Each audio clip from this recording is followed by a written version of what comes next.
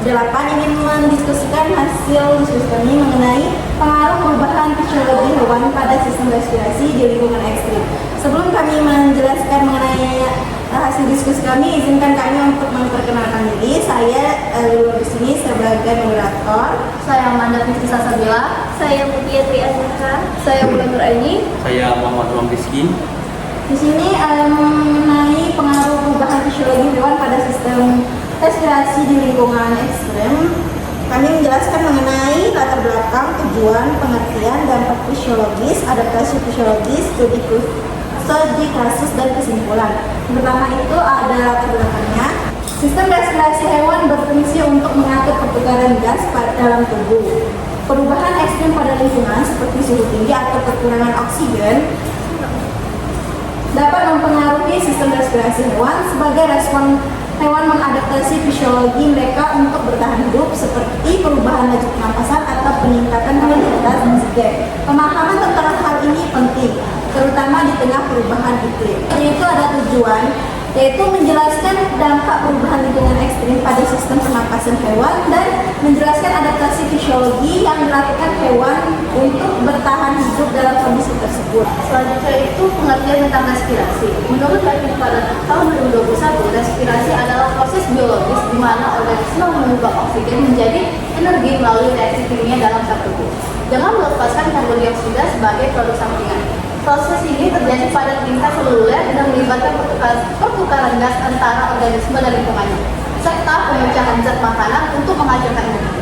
Proses ini terjadi di dalam sel-sel tubuh dengan bantuan enzim dan merupakan bagian penting dari metabolisme. Selanjutnya ada contoh lingkungan ekstrim. Yang pertama itu suhu. Suhu yang terlalu tinggi atau terlalu rendah dapat mempengaruhi efisiensi respon dan metabolisme hewan. Selanjutnya ada kekurangan oksigen atau hipoksia. Pada ketinggian atau lingkungan dengan oksigen rendah, respirasi hewan dapat terhambat. Selanjutnya ada polusi udara. Pencemaran atau dapat mengganggu proses pernapasan dan juga penyerapan oksigen. Kemudian dampak fisiologis. Dampak fisiologis yang terdampak pada hewan itu ada pertama peningkatan frekuensi pernapasan.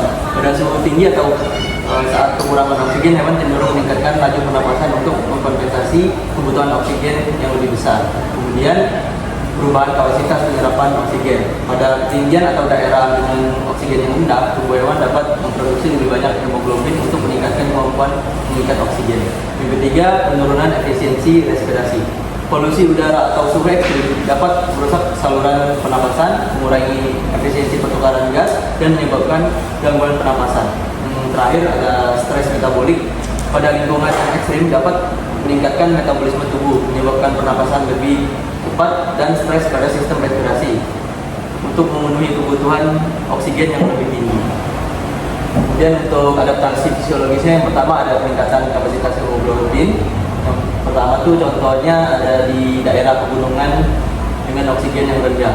Nah, hewan yak mengembangkan lebih banyak hemoglobin dalam darah untuk meningkatkan kemampuan mereka dalam mengikat oksigen. Kemudian ada hibernasi dan estivasi. Contohnya ada beruang.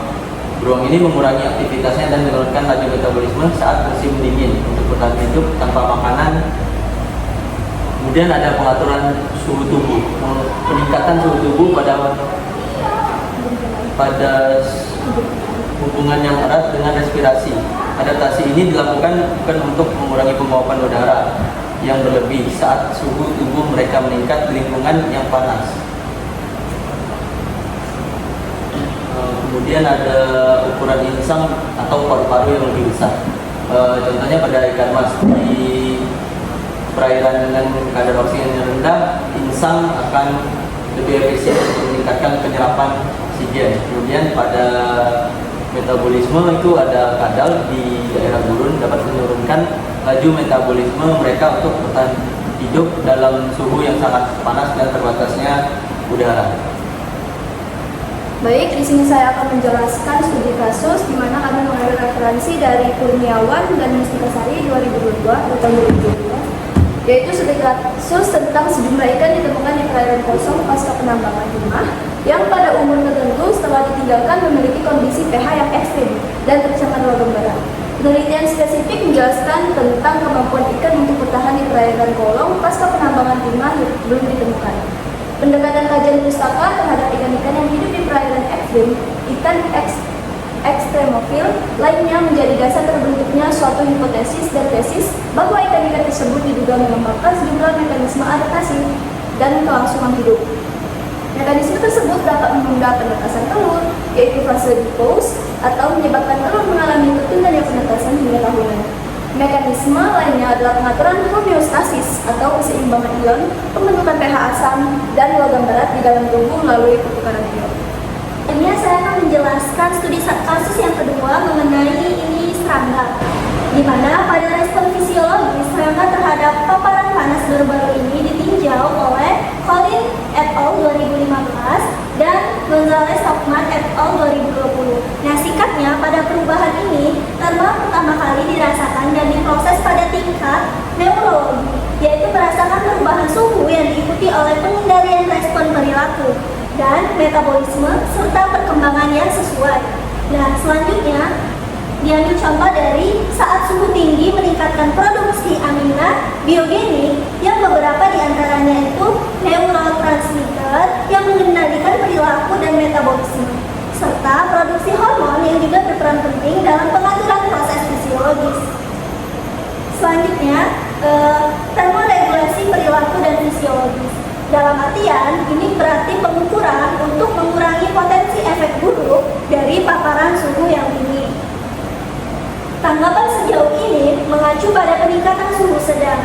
Ketika suhu ini meningkat lebih lanjut, maka serangga seperti organisme tingkat tinggi lainnya, protein kejut panas yang melindungi dari denaturasi protein lain yang tidak berfungsi secara normal pada suhu yang lebih tinggi.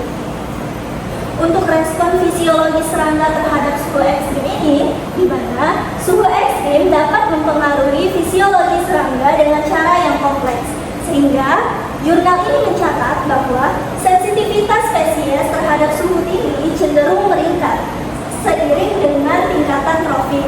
Nah, di mana hal ini disebabkan oleh kebutuhan metabolisme yang lebih tinggi pada hewan di puncak rantai makanan dan ketersediaan sumber daya yang berkurang.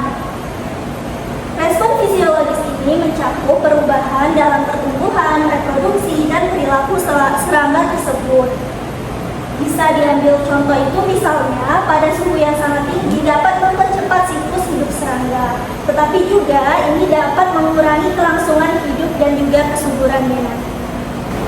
Lalu setelah penjelasan dari teman-teman saya tadi, sampailah kita kepada kesimpulan. Dari diskusi ini dapat disimpulkan bahwa dampak lingkungan yang ekstrim dapat menyebabkan perubahan dan adaptasi pada fisiologi terhadap sistem respirasi pada hewan untuk bertahan hidup.